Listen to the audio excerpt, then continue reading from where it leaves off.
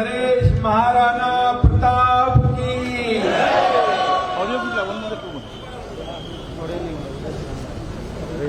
आज राजस्थान स्थापना दिवस के अवसर पर मैं आप सभी को मोबाइल संकेत कामनाएं देता हूं, सभी को बधाई देता हूं। ऑडियो साउंड वाला देखिए। और जैसे अभी हम सभी ने देश का अमृत महोत्सव मनाया है, वैसे राजस्थान का भी है ना, वैसे ही अब हम आन बान शान और बलिदान की पवित्र भूमि राजस्थान का भी अमृत महोत्सव मना रहे हैं। ये बहुत बड़ी खुशी की बात है। और इसी पवित्र अवसर पर राजस्थान के समस्त प्रवासी जनता को मैं फिर एक बार ढेर सारी शुभकामनाएं देता हूं, बहुत बहुत बधाई देता हूं। ये राजस्थान भी शूरों की और वीरों की भूमि है। जैसे महाराष्ट्र में छत्रपति शिवाजी महाराज, वैसे राजस्थान में महाराणा प्रताप, ये भी महाराष्ट्र वीरों की और शूरों की भूमि है। वैसे राजस्थान भी वीर और शूरों की और वीरांगनाओं की भूमि है। और इसमें कई नाम है, कई महायोद्धा है, उनकी अमर गाथा है, उनकी शूरता है, वीरता है। और इसीलिए महाराष्ट्र और राजस्थान की एक ही संस्कृति हमारी उसमें मेलजोल खाती है। वीरता की जो हमारा इतिहास है, और इसलिए महाराष्ट्र और राजस्थान ये दोनों भी एक जो संस्कृति हमारी है, हमारी परंपरा है, हम साथ साथ में आगे बढ़ा रहे हैं। और इसलिए मैं कहूंगा कि राजस्थान के कई लोग ये महाराष्ट्र में रहते हैं, और ये महाराष्ट्र में छत्रपति शिवाजी महाराज जी की भूमि में अपना अपना कारोबार, अपना व्यापार, अपना व्यवसाय बहुत ही आराम से करते हैं, बराबर ना? कोई दिक्कत है यहाँ पर, कोई तकलीफ है? धर्मवीर आनंद दिघे साहब के जमाने से ये आपका रिश्ता और परंपरा जो है, हर एक त्योहार में हम एक दूसरे के शामिल होते हैं। महाराष्ट्र की संस्कृति में आप भी घुल मिल गए हो, और इसीलिए एक अनोखा रिश्ता हमारे महाराष्ट्र और राजस्थान के बीच में है। और अमृत काल जो है, अमृत महोत्सव, ये हमारे आजादी का अमृत महोत्सव मना रहे हम। हमारे आदरणीय प्रधानमंत्री मोदी जी के नेतृत्व में इस देश ने नए आयाम और नई ऊंचाई और अपने देश का नाम पूरे दुनिया में रोशन करने का काम हमारे आदरणीय प्रधानमंत्री मोदी जी ने किया है, और आप सभी लोगों का उनके साथ में योगदान है। हमारी भारत की अर्थव्यवस्था को भी एक नया आयाम देने का काम उन्होंने किया है। पूरे दुनिया में कई देशों की अर्थव्यवस्था चरमरा गई है, डगमगा गई है, लेकिन हमारी अर्थव्यवस्था जो है 11वें नंबर से 5वें नंबर पे आई है, अब तीसरे नंबर पे आने वाली है। और इसमें आप सभी व्यापारियों का बहुत बड़ा योगदान रहता है। और व्यापारी को क्या चाहिए? सुरक्षा चाहिए। जहां व्यापार करते हैं वहां शांति चाहिए। हमारे आनंद दिघे साहब, सामने में बहुत लोग बैठे हैं दिघे साहब के साथ में काम करने वाले, वो कहते थे कोई भी शहर बसता है तो जब तक वहां पर व्यापारी नहीं आते तब तक शोभा नहीं बढ़ती शहर की। और ये व्यापारी जब अपना व्यापार कुशलता से और सुरक्षित रूप से जब करेंगे, जब उनका साथ हम देंगे।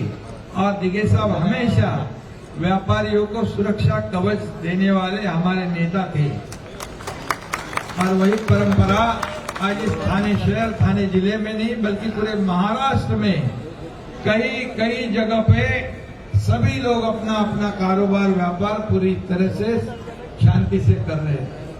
और ये महाराष्ट्र, मैं अभिमान से कहूंगा कि ये इंडस्ट्री फ्रेंडली स्टेट है। यहाँ पर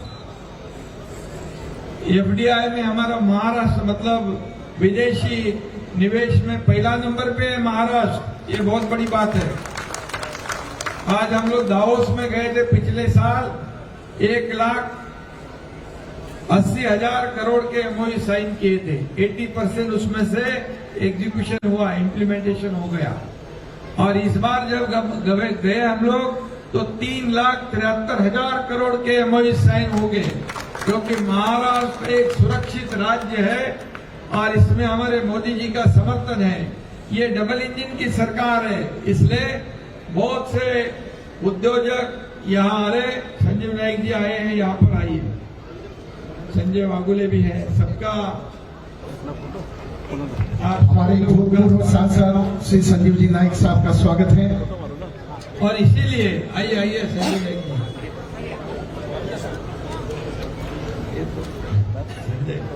दो संजय आ गए, संजय और एक संजय अभी गए साहब, केलकर साहब अभी चले गए और संदीप भी है इधर। और इसलिए मैं सभी लोगों को बहुत बहुत ढेर सारी शुभकामनाएं दूंगा, क्योंकि महाराष्ट्र की धरती पर आप सभी लोग पूरे सुकून और अमन से रहते हो और यही हमारी फर्ज है। आपकी हिफाजत करना, आपकी रक्षा करना, ये हमारा धर्म है, हमारा कर्तव्य है और ये पूरी तरह हम लोग निभा रहे हैं। और इसलिए व्यापारी खुश है। जब हमारी अपनी सरकार जो सर्वसामान्य आम पब्लिक की सरकार स्थापित हो गई, तभी गीता जैन मैडम यहाँ, हमारे विधायक मैडम भी आ गई। तभी जब सरकार का गठन हुआ, उससे पहले जो सरकार थी पूरी तरह त्योहार बंद, गोविंदा बंद, गणपति बंद, नवरात्रि बंद, सब बंद था ना, सब बंद था और पूजा अर्चा बंद थी। हमारी सरकार आने के बाद सब पाबंदी हमने उठा दी, सब पूरी तरह अपने अपने त्योहार मनाने लग गए। और उसके बाद जब पूरी तरह यहाँ पर जितने भी प्रोजेक्ट थे, प्रकल्प थे, वो बंद पड़े थे, वो सब शुरू कर दिए। और इसलिए मैंने कहा कि ये सरकार जो है ये आम लोगों की है, माँ बहनों की है, किसानों की है, व्यापारियों की है, उद्योगपतियों की है, सभी की है। और इसलिए इस राज्य में सभी जितने भी सेक्टर है, सभी क्षेत्र है, उसमें हमारी सरकार काम कर रही है। आज आप जानते हो कि 1.5-2 साल के अंदर इतने बड़े निर्णय सरकार ने लिए हुए हैं कि ये सभी लोगों को ये अपनी सरकार लगती है, बराबर ना। मैं मुख्यमंत्री बन गया, लेकिन मुझ में कोई बदल हुआ है क्या? मैं जैसे है वैसे ही हूँ और मैं आज भी कार्यकर्ता के रूप में काम करता हूँ। सरकार में मेहनत ज्यादा हो गई और हर एक व्यापारी हो, हमारा आम पब्लिक हो, उसे मिलना, उनको सुनना, उनको समझना और उनका जो समस्या है उसको हल करना, यही तो सरकार का काम होता है।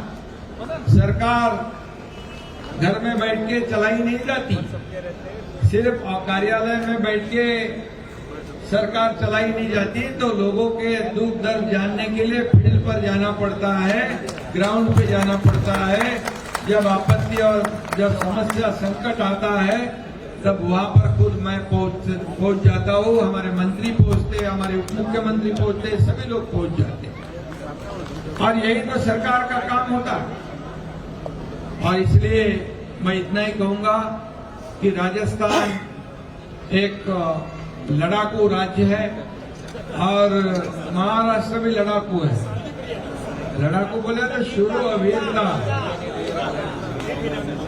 और इसीलिए हमारा मेलजोल बराबर जमता है। मैं राजस्थान में चुनाव प्रचार में भी गया था और जितने लोगों का मैं प्रचार किया 5 लोगों का 5 जीत गए। और अभी एक निर्दलीय विधायक